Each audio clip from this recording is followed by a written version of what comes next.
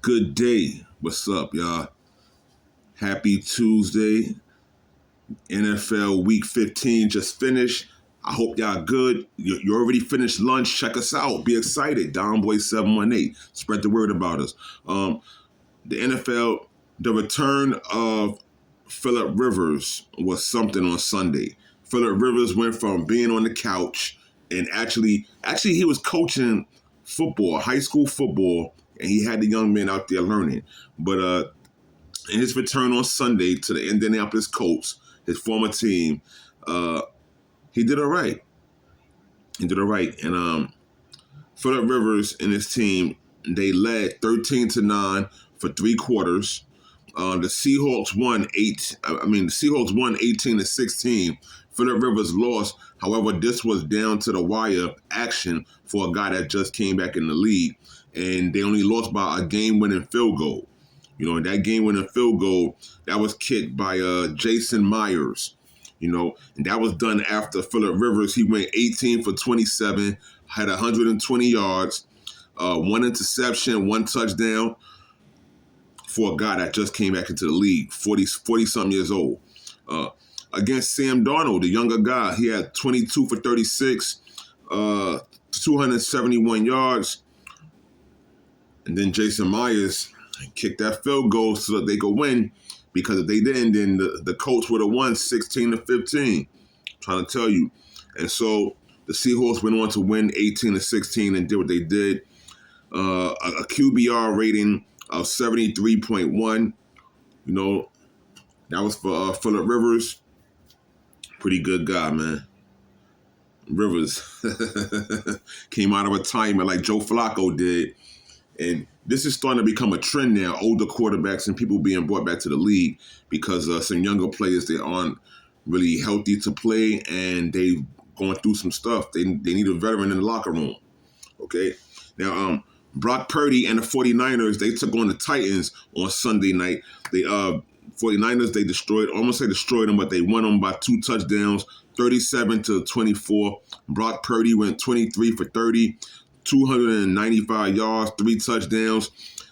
Christian McCaffrey on the ground doing what he do, 22 carries, 73 yards, 1 touchdown. Cam Ward, the rookie quarterback, he tried to fire back with 170 yards and 2 touchdowns.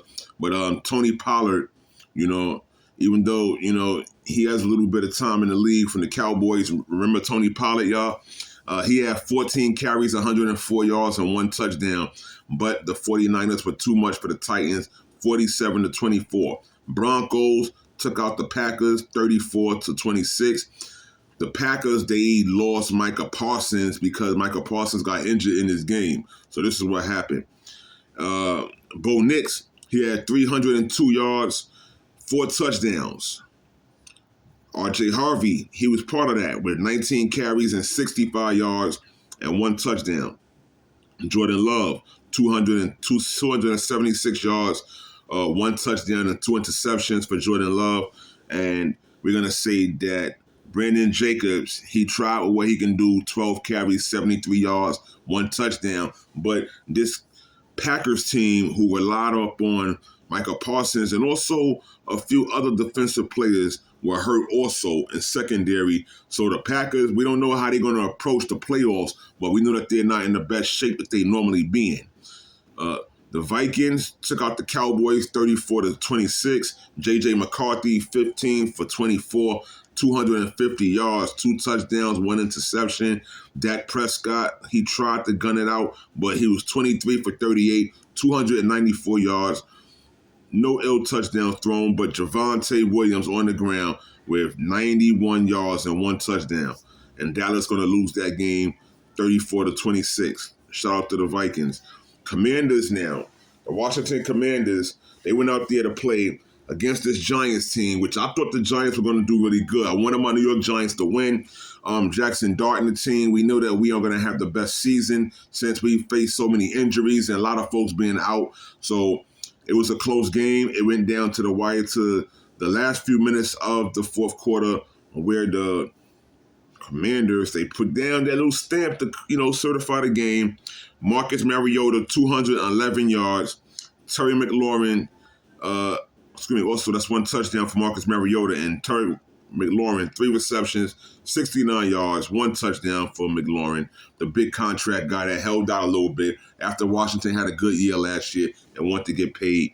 But Jackson Dart threw for 246 yards, 2 touchdowns, and he had 2 interceptions, which held us back. And this is what ultimately allowed the Commanders to be able to win, even though Tyrone Tracy, 15 carries and 70 yards and 1 touchdown, tried to do his thing. The G-men are out there fighting and trying to do what they can the best to finish this season and get it over with. At one point, they even brought in Jameis Winston when there was a concussion protocol check for Jackson Dart, but they seemed that he was okay for that moment, and things went all right with the tent. There was no Brian Daboll peeking in the tent this time around, but Jackson Dart has to be more careful with those hits that he's been taking and with facing these defenses out there, because the Commanders, they were trying to go at him too. It was a mean game in the NFL. Not to mention that in that 49ers game, I forgot to tell you that Fred Warner and Nick Bosa wasn't there. So they're looking pretty good if they're handling teams like that, the way that they did on the 49ers end. And is Joe Burrow depressed or what? Or unhappy? Because Jamar Chase had 10 receptions for 132 yards. Joe Burrow threw 25 for 39 for 225 yards. And Lamar Jackson, he was 8 for 12, 150 yards, 2 touchdowns, and 1 interception. And the Bengals, they just could not score. The Bengals just could not score. It was not a good look for them. They got destroyed 24-0. This Jackson team with Derrick Henry on it included on this Baltimore Ravens team, they did great. They shut out these Cincinnati Bengals to send a message, and they're looking pretty good to stay in the hunt for the playoffs. So that's how the cookie crumbled there for them. The Falcons, 29-28. They barely won against the Buccaneers, and they're fighting for that NFC North right there. NFC South position, which I think that the Tampa Bay Buccaneers, they've been holding on to for a while. But the defense and the late comeback from Atlanta provided the win. And then that's what happened. Eagles 31-0 on the Raiders. Right at the time while they're questioning how they're going to perform in the playoffs, what is Jalen Hurts going to bring? Is Saquon Barkley still the same? What's happening with A.J. Brown? The team chemistry seem to be in limbo and questions, but these guys are 9-5. They're doing what they got to do. The question is right now, how did they get this 31-0 win if these guys wasn't pulling together? Well, they responded well to the urgency needed to send a message. And the Eagles scored in every quarter. Every quarter the Eagles scored. Jalen Hurts, 12 for 15, 175 yards, 3 touchdowns. Saquon Barkley, 22 carries, 78 yards, 1 touchdown. And they destroyed the Oakland Raiders. Dallas Goedert, don't forget about him. Dallas got it, 6 receptions, 70 yards for 2 touchdowns also. The Houston Texans, they blew out the Cardinals 40-20. C.J. Stroud, 22 for 29, 260 yards, 3 touchdowns. And Jawar Jordan, 95 carries, 101 yards, along with Nico Collins, 3 receptions, 85 yards, and 2 touchdowns. Shout out to Nico, he's back. Jacoby Brissett, he threw for 3 touchdowns and an interception, and that was nowhere near anything good enough to hold it up because the Cardinals, they had nothing to offer the Texans. They doubled their score. That's 3 touchdowns, 40-20. You do the math. Chargers and the Chiefs. The Chargers won 16-13. Justin Herbert had 210 yards, 1 touchdown, 1 interception. And Patrick Mahomes, 16 for 28, 189 with 1 interception. It didn't go too well for him. There was a lot of good defense played by that hardball Chargers team. And the Chiefs led 13-0 at halftime. So that means the second half, they could only get 3 points going. And That changed the whole scenario and outcome of what the game was going to be. The Buffalo Bills, they showed up out there in Gillette Stadium showing the New England Patriots that this is not their time. The Patriots thought they was going to cruise on, get a big win, look real good, close the division out, but nah. The Buffalo Bills stood up. New England led 14-0 at the end of the first quarter, and then 24-7 at halftime. So they didn't change too much in the game except their hungriness or their will to win. Because after that, look, Drake May, he had 14 for 23, 155 yards, one interception, and Travion Henderson, 14 carries, 148 yards, and 2 touchdowns, but it meant nothing compared to what was going on. And the Buffalo Bills made that comeback because this comeback was so authentic. Josh Allen, 19 for 28, 193 yards, threw for 3 touchdowns. And then you got James Cook, who's been proving himself and really put in the work since he got that new big deal with the Buffalo Bills. James Cook, 22 carries, 107 yards, and 2 touchdowns. I think James Cook has improved, and this is going to be really, really, really a test for him this playoff season to see where he's going to go with it because this is special. So we're going to see how that plays out. And the fact that they was able to get their get back at Stephon Diggs and this Patriots team, which took out Buffalo the last time around. So we're going to see what happens and how this plays out in the AFC. The Chicago Bears destroyed, Shedeur Sanders and the Browns, 31-3. Caleb Williams was on 17 for 28, 242 yards, and he also happened to throw for a touchdown. DeAndre Swift doing what he do, 18 carries, 98 yards, and 2 touchdowns. Even though Shedeur Sanders, he threw 18 for 35, 177 yards, the man had a bad game with 3 interceptions. There was no real protection on that front line, and some of these teams are struggling heavily with that offensive line. Or the offensive line has been a problem in the league for some time now for a few of these teams. The Giants went through it a lot with Daniel Jones, and the question is now, who are the great ones that are on the offensive line? There are some guys out there that's getting ready to come out of college, and they are available. And so the leagues are going to have to do good recruiting jobs to pick these guys up because some of these quarterbacks, just like Shedeur Sanders is dealing with over here, this offensive line in Cleveland, they're not the strongest. Them guys in Cincinnati, they got Joe Burrow getting hurt and feeling all bad and the mix the way that he's feeling. Who is going to protect the quarterback the way that they should? Where are these guys at? You know, it used to be a time where it was tough to get past the front line and get to the quarterback unless you were one of them monsters anyway, because some people are going to get them sacks and them, pressures on the quarterback and everything. So, it is what it is. Hope for the best and some changes. The Jaguars destroyed the New York Jets 48-20. Trevor Lawrence 20 for 32, 330 yards, 5 touchdowns. That's a lot of touchdowns to throw for 5. Trevor Lawrence was on. He also, had 5 carries for 51 yards and a touchdown. At the same, Brady Cook threw for 176 yards, 1 touchdown, and 3 interceptions.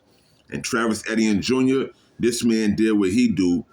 3 receptions, 73 yards, and 3 touchdowns for Travis Etienne Jr. and the Jacksonville Jaguars, even though they don't have certain guys like Hunter, who's out right now, and Travis Hunter, the rookie. He may be one of those in the top class for the Rookie of the Year, but it's going to be a mean battle. But he's out, and this team has still been winning without him. So when he gets back, it's going to be a much more of a stronger formula. The Panthers, they lost 17-20 to the New Orleans Saints. Tyler Show, 272 yards, 1 touchdown. Bryce Young, 15 for 24, 163 yards, 1 touchdown, and then 7 carries and 49 yards. And they also have Chris Olave, who the New York Giants were looking at as a replacement when Malik Neighbors went out. Chris Olave had 85 yards and 1 touchdown because it's good to have a good receiver that can go down there and run routes and also open up the field for you and give you a chance to be able to win. Last but not least, the Rams and the Lions. Matthew Stafford, 24 for 38. 2 touchdowns, 1 interception. Kyren Williams showed up also. This really helped them to be able to, really fight and dominate because Detroit kept on fighting and punching and wheeling and dealing out here. So Kyren Williams, 15 carries, 70 yards, 2 touchdowns. And then you have Puka Nacua, 9 receptions, 181 yards. This put the Rams in a real good position. And even though Jared Goff had 338 yards and 3 touchdowns, with Amon-Ra St. Brown, 13 receptions, 164 yards, and 2 touchdowns, the Rams took this one in 41-34. Last night was a mean game, too. You had the Dolphins and Steelers that went at it on Monday Night Football. But Pittsburgh, they were hungry enough. They went out here, Aaron Rodgers, 23 for 27 on 224 yards, 2 touchdowns, QBR rating of 125.9 against Tua Tagovailoa because Miami, I don't know what they thought. Maybe the cold actually did get to him, but we seen a video of Miami warming up yesterday. We did see a video with Miami warming up. They was out there, practicing in the snow as if they were going to be ready to get this thing down pat. It was kind of, I guess it was honorable, but it wasn't enough. So Tua, he went 22 for 28, 253 yards, 2 touchdowns, and 1 interception. QBR rating of 113.2, which ain't bad, but if you're in the elite, it's going to be better. But Kenny Gainwell, who's also over here doing this thing in Pittsburgh, he used to be a part of them Eagles until Saquon showed him that he was all that they really need. Kenny Gainwell had 13 carries, 80 yards. DK Metcalf, of course, has been doing this thing and being that main target for Aaron Rodgers to get Pittsburgh going. DK Metcalf had 3 receptions, 55 yards, and 1 touchdown. And as far as these guys in Miami go, Devon Achane, he had 12 carries and 60 yards, 6 receptions for 67 yards, and Darren Waller, 7 receptions, 66 yards, and 2 touchdowns. But it was not enough, nowhere near, and they could not do anything with this Pittsburgh team besides those 2 touchdowns that they scored. But Pittsburgh had to drop on them. 4-2.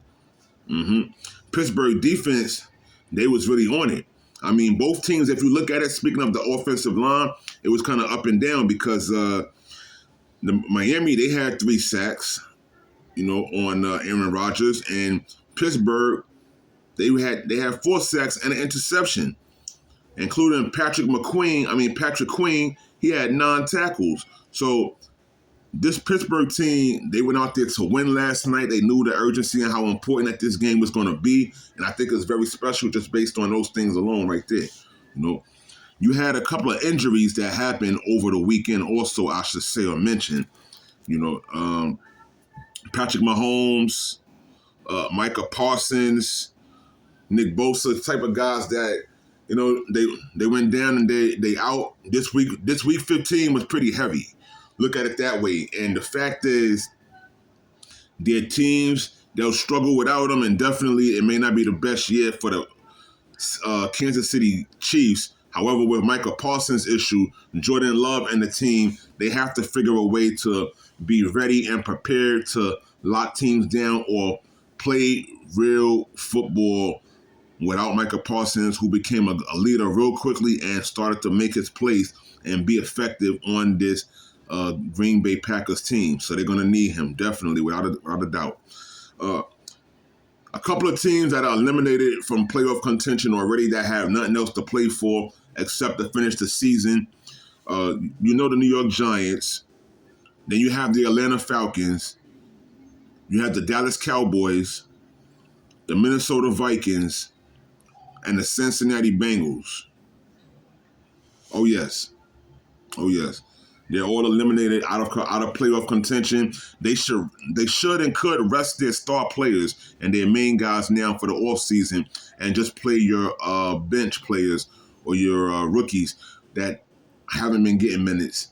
But we'll see how that happens. We'll see what goes down there. Oh, just real quick, and the college football playoffs are about to start. And so look out for that, y'all. It's going to be real special. But Fernando Mendoza, the former Cal State Bear who transferred to the Indiana Hoosiers and had a great year, capped it off with the Heisman Trophy and being able to take that win again. Then you have fellow finalist Diego Pavia, who tweeted on Saturday. He said F the selection committee because he felt that he should have gotten the award instead of this dude, Fernando Mendoza, who carried the Hoosiers to an undefeated season, and he did what he had to do, showing up in every game. So this is pretty interesting, and people that are sore losers, that never really pays out for them. But check us out, DonBoy718. We want y'all to win with us. Y'all are some winners already. We want to keep this thing rolling. Blessings, and check us out.